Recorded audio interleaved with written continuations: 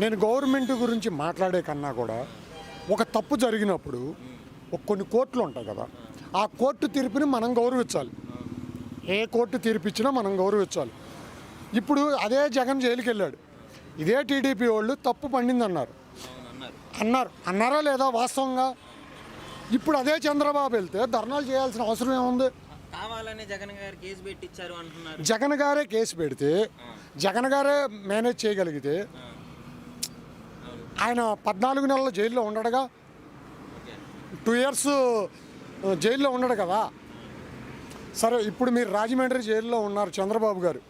పొద్దున్నే అల్పాహారాల దగ్గర నుంచి, ఏసీ గది దగ్గర నుంచి ఏదన్నా తక్కువ జరిగిందా? జగన్ గారు ఇప్పుడు లేరు ఇక్కడ.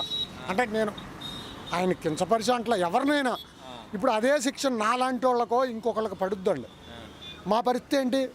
మీకు ఇవన్నీ సదుపాయాలు ఉండవు కదా. అంటే మాకు ల్యాండ్ ఆర్డర్ తెలియవు కదా, కొన్ని సెక్షన్లు తెలియవు. ఆయనకి పొద్దున్నే సలాడ్ కావాలి, బ్రౌన్ రైస్ కావాలా, మధ్యాహ్నం పూట మరి ఇవన్నీ ఇస్తున్నారు. చంద్రబాబు గారికి ఇస్తున్నారు. నేను అనేది గవర్నమెంట్లో ఉన్నా కానీ అన్నీ ఇస్తున్నారు. మరి ఇంకా జరిగిన అన్యాయం ఎక్కడండి?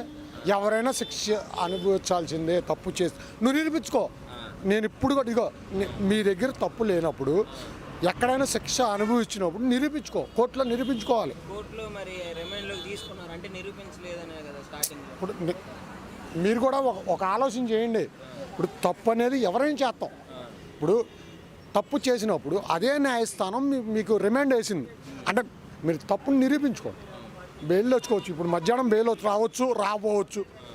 దాన్ని ఎవరు మనం అనగలం? ఎవరిని ప్రశ్నిస్తాం? మనం ఎవరిని ప్రశ్నించలేం. అయితే ఒక విషయం చెప్పండి, ముఖ్యంగా ఈయన జైలుకి వెళ్ళే ఆ ప్రాసెస్ జగన్ గారికి ఏమన్నా లింక్ ఉందంటారా? కుట్ర ఏమైనా చేశారంటారా? మీకు ఒక విషయం అండి, నేను ఇద్దరు కరెక్ట్ అని నేను అన్నాను. ఇప్పుడు నేను ఇద్దరు కరెక్ట్ అని అన్నాను. ఇద్దరు కరెక్ట్, ఇతను మంచోడు ఇతను చెడ్డోడు అని నేను ఎవరిని అన్నాను. మనం అనకూడదు. మనం ఎందుకంటే ఆయన ఒక సీఎం హోదాలో ఉన్నాడు, ఈయన 14 years అంటున్నాడు. మరి నువ్వు 14 yearsలో ఇంకా జగన్ గారి కన్నా ఆయన నిరూపించుకోవాల్సిన అవసరం ఉంది. 21 స్టేలు ఉన్నాయి, నిరూపించుకొని నిలబడండి, తప్పలేదు. 21 స్టేలు ఉన్నాయి కదా, ఆయన స్టేలో తెచ్చుకుంది. ఓటుకు నోటు కేసులో హైదరాబాద్ నుంచి వచ్చావు, దాని గురించి జనాలకు చెప్పట్లా. ఇప్పుడు నీకు తప్పు జరిగిందంటే లోకేష్ గారు చెప్తున్నాడు. ఇదే లోకేష్ గారు ఎక్కడ గెలిచి, ఏ మంగళగిరిలో గెలిచి 4 మినిస్ట్రీలు చేశారండి? అర్థం ఎవరిచ్చారు? నీ తండ్రి కాబట్టి ఇచ్చారండి. మేమేమో కార్యకర్తలం కదండి, ఫస్ట్ నుంచి ఉన్న కార్యకర్తలు. మేమేమో ఫస్ట్ నుంచి ఉన్న కార్యకర్తలం కదండి, మేము ఇలాగే ఉన్నామండి. కార్యకర్తలు ఎంత కష్టపడ్డా అలానే ఉంటున్నారు. అక్కడ మాత్రం ఉంటారండి, అక్కడ మాత్రం ఆయన 4 మినిస్ట్రీలు సరిగ్గా అండి. ఇప్పుడు కూడా నేను చెబుతున్నానండి, లోకేష్ గారు పాదయాత్ర చేస్తున్నాడు. ఇప్పుడు ఎక్కడన్నా ఏ ఆటంకం అన్నా జరిగిందా అండి? పశ్చిమ గోదావరిలో జరిగిందంటే ఎందుకు జరిగిందో తెలుసండి, కబడదారులు బొబడదారులు అనబట్టి జరిగిందండి. వాళ్ళకి ఇచ్చిన రూట్ మ్యాప్ కాకుండా వేరే రూట్ మ్యాప్లోకి వెళ్తే పోలీసులు మరి అని నేను చెప్పనండి. ఇప్పుడు మీకు ఒక మ్యాప్ ఇచ్చారండి, మీరు ఆ ట్రయల్ రన్నే మీరు చేయాలి. అంతకు తప్పి ఎక్స్ట్రాలు చేస్తే మరి ఏమన్నా పోలీస్ వ్యవస్థ గురించి మాట్లాడుతున్నారు. ఇదే పోలీస్ వ్యవస్థ ఉంది కదండి. మరి అక్కడ దెందులూరు ఎమ్మెల్యే గారు పవన్ కళ్యాణ్ గారు అన్నారండి, ఇక్కడి నుంచే మొదలు పెడతా మహిళలకని. మరి అదే దెందులూరులో వనజాక్షి గారిని కొట్టినప్పుడు ఏం మాట్లాడలేని పవన్ కళ్యాణ్ గారు ఏమైపోయాడండి? అంటే అప్పుడు అది ఇప్పుడు ఇదండి. ఎవరండి రాజకీయాలు? వీళ్ళ రాజకీయాలు మాలాంటి వాళ్ళని అయితే తీసుకెళ్ళిపోతారండి. మాకు ఇప్పుడు ఈ సకల సౌకర్యాలు ఉండవు కదండి. ఎవరైనా జైలుకి వెళ్ళి వచ్చి టాటాలు చెప్పుకోవడం బాగా ఫ్యాషన్ అయిపోయిందండి. సరే, ఒక్క విషయం అండి, ఇప్పుడు పవన్ కళ్యాణ్ గారు వైసీపీ వాళ్ళందరినీ గోండా నా కొడుకులు, రౌడీ నా కొడుకులు, బట్టలోడు తీసుకొడతాను ఒక స్టేట్మెంట్ పాస్ చేశారు మీటింగ్. సో దాని గురించి అసలు మీరేమనుకుంటున్నారు? నేను అనుకోవటం ఏముందండి, ఆయన వేసిన 2 సార్లు గెలవలేదండి. ఆయన మాట్లాడిన మాటలకు కూడా కొన్ని విలువ కూడా ఇవ్వకూడదండి. నా పరిస్థితి అయితే నేనైతే అసలు అతను నాకైతే తెలిసి ఒక పెద్ద ఇది అనుకుంటున్నాను నేను. ఇప్పుడు నిన్న చంద్రబాబు గారిని అరెస్ట్ చేసిన తర్వాత రోడ్డు మీద పడుకోవడం, రోడ్డు మీద కూర్చోవడం కూడా చూసాం. నేను అనేది కరెక్టేనండి. ఇదే పవన్ కళ్యాణ్ గారు మొన్న ఎలక్షన్లో అప్పుడు 2018 అప్పుడు అనుకుంటా చంద్రబాబు అవినీతి పరుడు అరెస్ట్ చేయాలని అన్నాడా లేదా అనేది వాస్తవం అనేది ప్రజలకు తెలియాలి. ఇప్పుడు మనం రాజకీయ నాయకులు ఏది మాట్లాడినా చెల్లిద్ది. మాలాంటి వాళ్ళు ఏం చెప్పినా కూడా మీరు తీసుకుంటారు, కానీ దాన్ని క్యాచ్ చేయరు ఎవరు. ఎందుకంటే ఆ ఎవడో చెప్పాడులే అని అనుకున్నట్టుగా ఉంటుంది. నేను ఇప్పటికీ చెప్తున్నానండి, మాట్లాడుతున్నారు చెప్పండి. నేను ఒకటే చెప్తున్నా, బాగా ఇగో ఒకటి అబ్జర్వ్ చేయండి. నేను ఫస్ట్లో రామారావు గారికి, ఎన్టీ రామారావు గారికి పెద్ద అభిమాని, చంద్రబాబు గారి వీరాభిమాని. ఒకప్పుడు కాదు, ఇప్పుడు కూడా ఉంది. కానీ నాకు పద్ధతి నచ్చలేదు. ఎందుకు నచ్చలేదు? నాకు జగన్ గారు అంటే నచ్చాడు. ఇవాళ మనం తింటాం కాదండి, 10 మంది తినగలిగితే గొప్ప. వేస్ట్ పథకాలనే ఇగో ఎలక్షన్ ఎందుకు ఇప్పుడు ఇవాళ ఎంత దరిద్రంగా ఎందుకు తయారైంది? ఎంత ఖర్చు ఎందుకు అవుతుంది ఎలక్షన్ కమిషన్కి? కానీ ఎందుకని ఎందుకు మీకు అర్థమవుతుందా? ఇవాళ ఎంత ఖర్చు అవుతుందంటే ఎందుకు కారణం? ఇదివరకు ఎంత ఖర్చు ఉందా? ఇంత ఖర్చు లేకుండా మీరు ఇంత ఖర్చు ఎందుకు అవుతుంది? మీరు ఎమ్మెల్యేలను కొనుక్కోవటం సరే, ఒక నిర్భయంగా చెప్తున్నాను నేను, నాకు ఎవరు లేరు వెనక ముందు. ఒకవేళ ఎవరు ఏం చేసుకున్నా నాకైతే బాధ లేదు. నంద్యాల ఉప ఎన్నిక జరిగింది, ఇదే చంద్రబాబు గారు గవర్నమెంట్లో. అక్కడ 1800 కోట్లు ఖర్చు పెట్టారు ఒక్క 6 నెలల ఎలక్షన్లు ఉన్నప్పుడు. ఈ ప్రజాధనం వేస్టే కదండి. నేను అనేది నంద్యాల ఒక 6 నెలల ఉప ఎన్నికప్పుడు ఎంత వేస్ట్ చేశారు? 1800 కోట్లు ఖర్చు పెట్టారు అక్కడ నంద్యాల ఉప ఎన్నిక కోసం. మరి వాళ్ళ నేను నీతిగా చెప్తున్నానండి, నేనైతే నేను ఆయన గొప్ప అంటే మళ్ళీ ఇప్పుడు ఒక తేడా వచ్చింది. కానీ ఇదిగో జగన్ గారు, నేను జగన్ గారిని మంచి అని నేను అన్నానని అనుకో. ఎందుకంటే ఇప్పుడు నా ఒపీనియన్ చెప్పినట్టు ఉంటుంది. ఎలాగుంటుందంటే ఇప్పుడు నేను జగన్ గారిని మంచి అన్నా అనుకో, అతని ఫేవరెట్ అంటారు. మళ్ళీ మీడియా ఏమని చేసిద్దంటే అతని ఫేవరెట్ అంటారు. ఎవరైనా తప్పు చేస్తే శిక్ష అనుభవించాల్సింది. పవన్ కళ్యాణ్ గారు ఇట్లా రోడ్డు మీద ఎందుకు ఇట్లా కూర్చున్నారంటే, ఒకప్పుడు ఆయన చంద్రబాబు గారు అన్నారు. సరే, ఇప్పుడు నేను అనేది ఏంటంటే పవన్ కళ్యాణ్ గారు తప్పు అన్నారు. తప్పు అన్నప్పుడు ఇప్పుడు నువ్వు అవినీతి అనేది ఎక్కడ జరిగినా ఒక నాయకుడు అనేది ఫైట్ చేయాలి. మీరు జగన్ అవినీతి అన్నారు, జగన్ అవినీతి గురించి ఇప్పుడు చంద్రబాబు కూడా నిరూపించుకోవాలని పవన్ కళ్యాణ్ గారు అనాలి. ఏమంటే చంద్రబాబు గారు కూడా నిరూపించుకోవాలని. ఇప్పుడు ఒక మాట మనం అనుకొని ఒక మాట వాళ్ళు అనుకోవటం కాదు. తప్పు చేస్తే శిక్ష అనుభవించాల్సింది ఎవరైనా సరే, ఎప్పుడైనా తప్పదు. అందులో మొహమాటం అనేది ఏమి ఉండదు. అయితే అది ధర్మం న్యాయం అనేది మేనేజ్ చేసుకునే వాళ్ళకి తెలుసుద్ది. అంటే నేను అనేది ప్రజాధనం వేస్ట్ చేయకుండా. ఇప్పుడు చెప్పండి, మరి ఇప్పుడు అప్పుడు చంద్రబాబు గారిని జైలుకు పంపించాలి, అవినీతి చేశాడు అన్న పవన్ కళ్యాణ్ గారు ఇప్పుడు ఎందుకు సపోర్ట్ చేస్తున్నారంటారు? ఎందుకు చేస్తున్నారంటే మేనేజ్ చేసుకుంటున్నారు ఆయన. ఇప్పుడు అదే పవన్ కళ్యాణ్ గారికి మంగళగిరిలో ఆఫీస్ ఉంది, పెద్ద బిల్డింగ్ ఉంది. అది అక్రమం కాదా? ఏదైనా అండి, ఒక తప్పు జరిగిన తర్వాత ఏదైనా తప్పే. ఎవరైనా అనుభవించాల్సిందే తప్పు చేస్తే. మాలాంటి వాళ్ళు ఇగో ఎవరో, ఎందుకంటే నేను ఒక ఉదాహరణ చెప్తున్నాను. ఇప్పుడు నేను ఇంకొకళ్ళు మా పక్కన ఉన్నోళ్ళు ఎవరన్నా చిన్న తప్పు చేస్తే మమ్మల్ని తీసుకెళ్ళి ఎలా ట్రీట్ చేస్తున్నారు, వాళ్ళని ఎట్లా ట్రీట్ చేస్తున్నారు? అర్థమవుతుందా మీకు? ఆయనకి ఇప్పుడు భద్రత ఏం తగ్గింది? ఆయనకి రాజమండ్రి సెంట్రల్ జైల్లో ఏమన్నా భద్రత తగ్గిందా? మీరు ఫ్లెక్సీలు కట్టుకోండి, ఏదైనా కట్టుకోండి, ఒకళ్ళని కించపరిచి మనం మాట్లాడకూడదు. ఆ భాష మాత్రం నేర్చుకుంటే మంచిది. ఇప్పుడు పథకాలు ఎలా జగన్ గారు ఇన్ని పథకాలు ఇస్తున్నాడు అంటున్నారు కదా. ఇప్పుడు నేను చెప్పేదేనండి, నేనైతే పథకాలకి లబ్ధి పొందట్లా. లబ్ధి పొందిన వాళ్ళు నేనంట సేమ్ మీ మీడియాకు మళ్ళీ నేను ఎక్కడికన్నా వెళ్తే అక్కడ ఎంక్వైరీ చేస్తా, టీ తాగి మా కాళ్ళే బాగున్నారు అంటున్నారు. అంటే నాకైతే తెలియదు. నేను లబ్ధి పొందట్లా. ఏ గవర్నమెంట్లో నేను లబ్ధి పొందలా. బాగా క్యాచ్ చేయండి, నేను ఏ గవర్నమెంట్లో లబ్ధి పొందలా. కానీ వాళ్ళే బాగున్నారు అంటున్నారు. ఇప్పుడు కరోనా టైంలో మరి అమ్మ ఒడి పథకం చాలా మందిని కాపాడింది. సరే, కరోనా టైంలో ఎంతమంది, అంతకుముందు గవర్నమెంట్ వాళ్ళదే ఉంది కదా, చంద్రబాబు గారి గవర్నమెంటే ఉంది కదా. ఇక్కడున్న నాయకుల్లో ఏ మండల నాయకులు కూడా టచ్ చేసి కరోనా టైంలో ఒకళ్ళు వచ్చి ఒకళ్ళని ఆదుకోవాలి. అప్పుడు వాళ్ళే మినిస్టర్లు చేశారు, అప్పటికొచ్చి ఆయన 9 నెలల్లో అయిన ఉంటుంది అనుకుంటా పాపం. అప్పటికి కూడా ఎవరు రాలే ఇక్కడ. వాలంటీర్లు చేశారా మరి?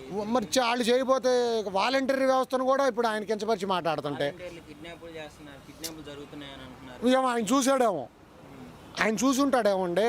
నేనైతే చూడలేదు. నేను ఎక్కడ చేసిన ఎంక్వైరీలు ఎక్కడ నాకైతే తెలియదు. మరి నేను ఆయన అన్న తర్వాత నిజమేనో అని నేను రోజుకి 4 పేపర్లు చదువుతా. సాక్షి, ఆంధ్రజ్యోతి, ఈనాడు, వార్త, ఏ పేపర్ ఉంటే అది చదువుతా. సేమ్ అదే ఆంధ్రజ్యోతిలో ఒక న్యూస్ రాస్తారు రాధాకృష్ణ గారు, వేమూరి రాధాకృష్ణ గారు. మీకు దానికి ఇది ఉంటుంది, జగన్ గారు అనుకుంది చేస్తాడు కానీ రాజధాని లేదన్నారు. సరే రాజధాని లేదండి, నేను ఇప్పుడు కూడా చెప్తున్నా, ఒక రాజధాని మనకు కావాలి. మీరు గవర్నమెంట్లో ఉన్నారు, అప్పుడు చంద్రబాబు గారు సీఎం చేస్తున్నారు. చేసినప్పుడు ఇప్పుడు నేనే ఉన్నా, ఒక సామాన్యుడిని. నేను ఎక్కడో ఒక 2 లక్షల రూపాయలు స్థలం అమ్ముకున్నా. నేను ఎక్కడ ఒక స్థలం కొనాలి, మళ్ళీ ఆ 2 లక్షల పొలం అమ్ముకొని నేను ఎక్కడ కొనాలనుకుంటానండి? గొల్లపూడి చుట్టుపక్కల, విజయవాడ చుట్టుపక్కల, లేకపోతే నాగార్జున యూనివర్సిటీ పక్కన కొనాలనుకుంటా. నేనైతే అట్టగా అనుకుంటా.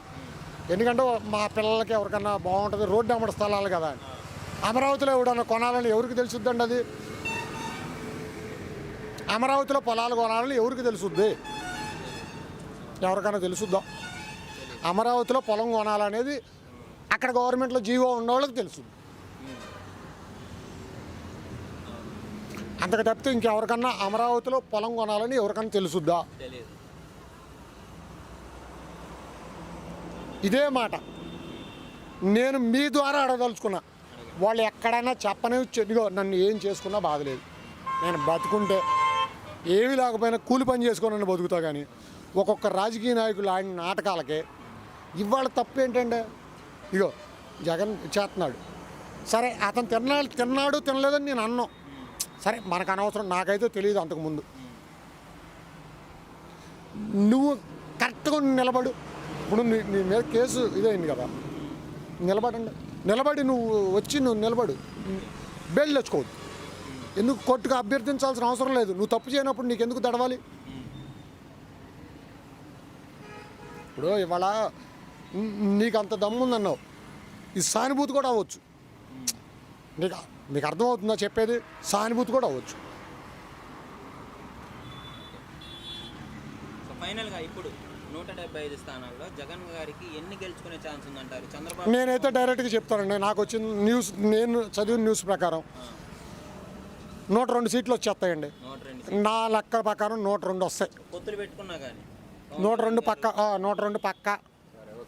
నేనైతే ఇదిగో ఇది మళ్ళీ మీరు ఎప్పుడైనా కలిసినా కూడా నాకు ఈ మాట చెప్పండి. 102లో పోయే సీట్లు కూడా నేను చెప్తాను, అంటే చెప్పకూడదు ఇప్పుడు లైవ్లో. ఎక్కడెక్కడ ఎన్ని సీట్లు ఎవరికి పోతాయో కూడా నాకు తెలుసు. జగన్ గారు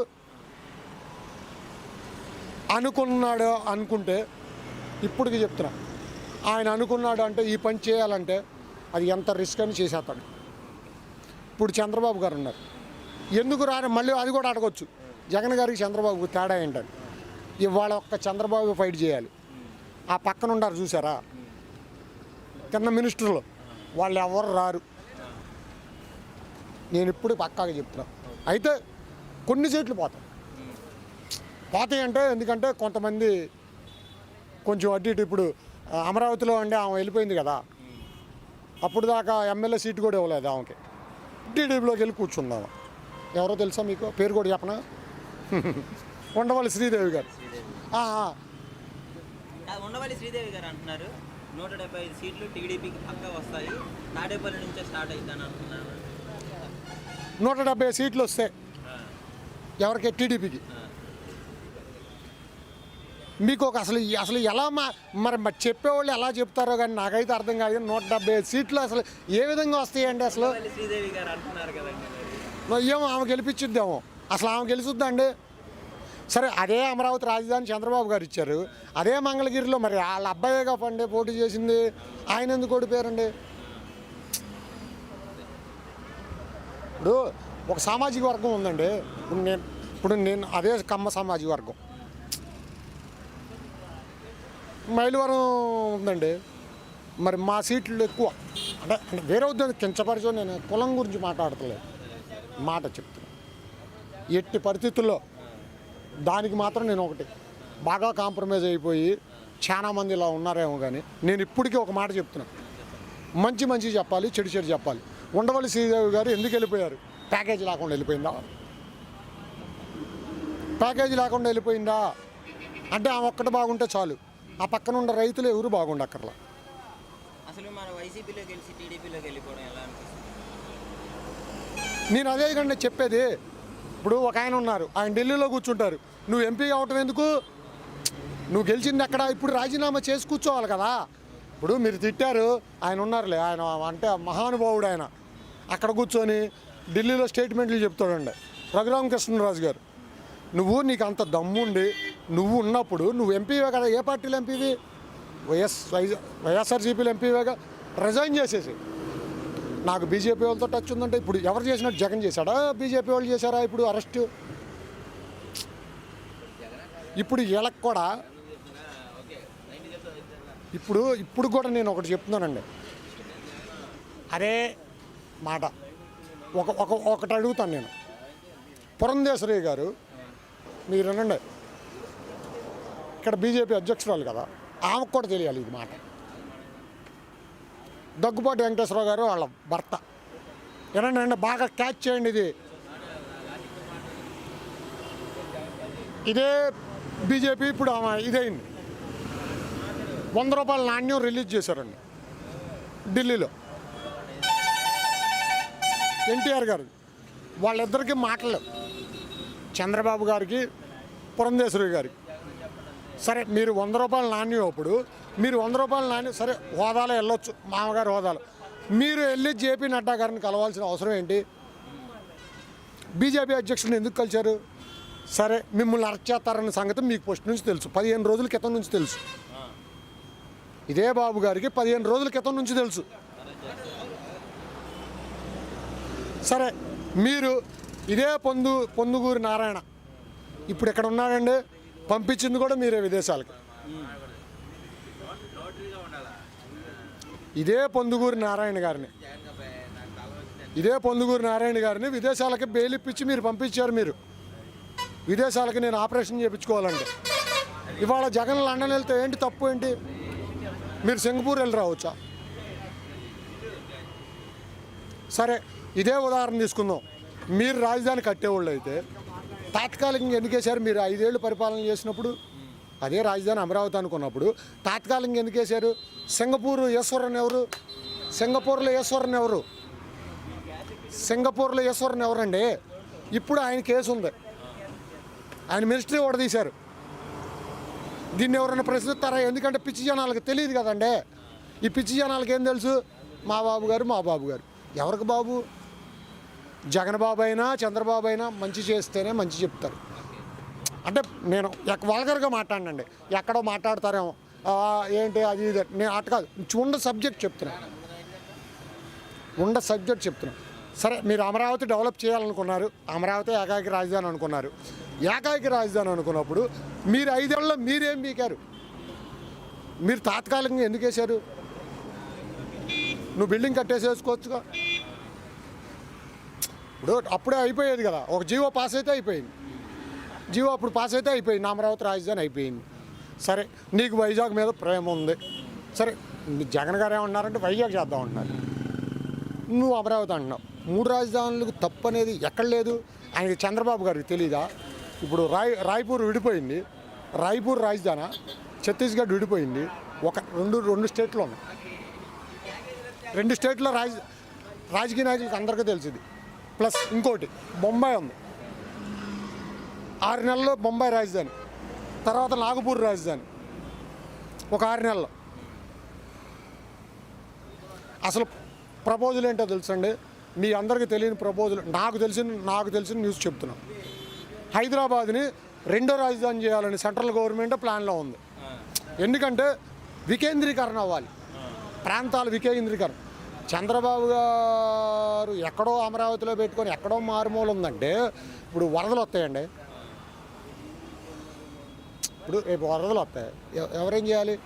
నిన్న రాత్రి వాగొచ్చింది మొన్న ఆదివారం వచ్చింది వర్షానికి. దాని గురించి ఏ పేపర్ క్యాచ్ చేయదు, ఏ పేపర్ క్యాచ్ చేయదు, ఏ మీడియా క్యాచ్ చేయదు. ఎందుకంటే మనమేదో మన మీడియం మనం సొంతంగా చేసుకో. తప్పు జరిగినప్పుడు తప్పుని ఏ ఊరినైనా తప్పు అనాలండి, అందులో మొహమాటం ఉండదు, ఖండించాలి అంతే. నిదానం నిర్భయం నేను చెప్తున్నానండి. సరే ఎవరి మనస్తత్వం ఎలా ఉంటుందో నాకైతే తెలియదు, నేనైతే నిర్భయంగా చెప్తున్నా. ఒకటే, నేను ఇతను మంచోడు అన్నా అతను మంచోడు, కాకపోతే నేను లబ్ధి పొందల, 10 మందిని ఎంక్వైరీ చేస్తా. జగన్ గారి వల్ల అయ్యా మేము బతుకుతున్నాం అని చెప్పిన వాళ్ళు ఉన్నారు.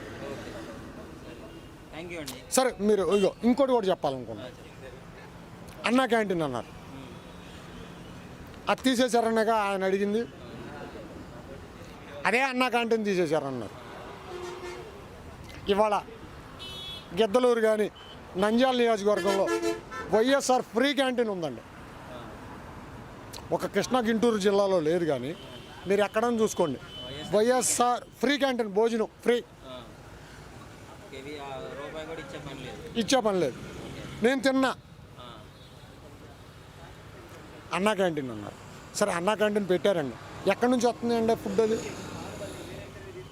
వేస్టేజే కదా. ఇప్పుడు మీరు మీ కంపెనీలోంచి వస్తున్నాయి, హెరిటేజ్ దగ్గర నుంచి మజ్జిగ ప్యాకెట్లు,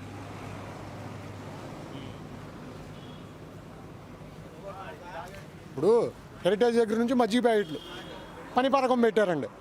ఇదివరకు పని పథకం ఉంది కదా, వాళ్ళ కోసం పని పథకం కింద మజ్జిగ ప్యాకెట్లు తెప్పించారు. అప్పుడు మంచి సమ్మర్లో కూలి పనులకి అవి తెప్పించినప్పుడు హెరిటేజ్ నుంచి హెరిటేజ్ హౌస్లు ఎక్కడ పెరిగినాయండి?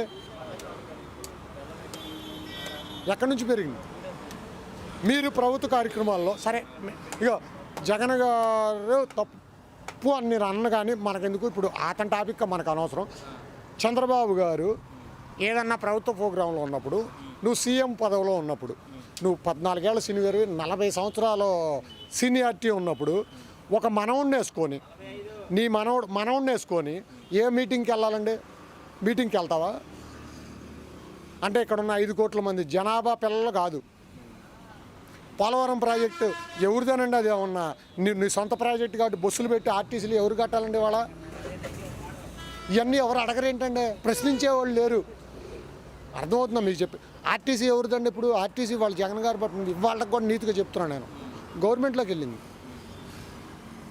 40 బస్సులు పెట్టారండి ఇక్కడ ఈ నియోజకవర్గంలో, ఇది పోలవరం ప్రాజెక్టుకి తిప్పడానికి. వాళ్ళ భోజనం ఖర్చులే అంతా. వాళ్ళు ఏంటి, ఎంత ఖర్చు అవుద్దండి? అది ఎవరిని చూడాలి? పోలవరాన్ని చూడాలా, ఆయన చూడాలా? పోలవరం ప్రాజెక్ట్ మీది కాదు కదా, అసలు మీరు టచ్ చేయకూడదు దాన్ని.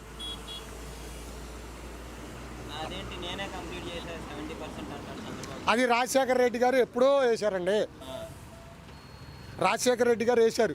కాకపోతే ఏంటంటే సెంట్రల్ గవర్నమెంట్ ఎప్పటి నుంచి అది మనకి ఏంటంటే, మన దరిద్రం ఏంటంటే, ఆంధ్రప్రదేశ్కి వచ్చిన దరిద్రం ఏంటంటే, మన నాయకుల్లో ఒక్క ఎంపీ కూడా లొసుకులుండి ఫస్ట్ నుంచి కూడా వీళ్ళకి లొసులుండి వీళ్ళు సేవ్ అవుతానికి తప్పితే ఎప్పుడూ పోరాళ్ళ. వాళ్ళు తమిళనాడు ఉంది, కర్ణాటకను చూసుకోండి, ఎంపీలు ఫైట్ చేసి తెచ్చుకుంటున్నారు నిధులు. మన దరిద్రం ఏంటంటే, మన ఆంధ్రప్రదేశ్కి పట్టిన దరిద్రమే అది. ఎప్పుడు వీళ్ళ లొసుకులు వీళ్ళు ఆస్తులు కాపాడుకోవడానికి తప్పితే ఎప్పుడు ఫైట్ చేయాలి, ఎప్పుడో డెవలప్ అయిపోయేదండి. ఇప్పుడు మీరు అదే మాట అన్నారు, అసలు ఆంధ్రప్రదేశ్ విడిపోయింది అన్నారు. అదే చంద్రబాబు గారు కూడా అన్నారు. మీరు వెళ్ళి నేను ఫేవర్ అన్నారు, విడదీయండి అన్నారు. విడదీయండి అన్నప్పుడు మీరు సరే మరి ఏంటంటే మీరు విడదీశారు కదా, మరి ఏంటి నా 40 years సీనియారిటీ కదా, మరి ఏంటి మరి ఆ పరిస్థితి ఏంటి అని అడగాలి కదండి. 10 సంవత్సరాలు కేంద్ర గవర్నమెంట్ ఇచ్చింది, మీరు ఉమ్మడిగా వాడుకోండి అని. మీరు 3 ఏళ్లలో ఎందుకు వచ్చేసారండి ఇక్కడికి? 3 yearsలో వచ్చేసారండి. మీరు ఉమ్మడిగా వాడుకోండి అని 3 yearsలో ఇక్కడికి వచ్చేసాడు ఆయన. 3 సంవత్సరాల్లో ఇక్కడికి వచ్చేసాడు. 3 ఏళ్లలో ఎందుకు వచ్చాడు? సరే వచ్చారు, వచ్చిన తర్వాత మీరు ఇక్కడ పోనీ ఏమన్నా అక్కడ ఫైట్ చేశారా? సెంట్రల్ గవర్నమెంట్ మీద ఫైట్ చేశారా? చేయకపోగా సరే ప్రత్యేక ప్యాకేజ్ అని ఆయనే అంది, స్పెషల్ స్టేటస్ అని ఆయనే అంది. చంద్రబాబు గారు అసలు ఎవరికి తెలియదు.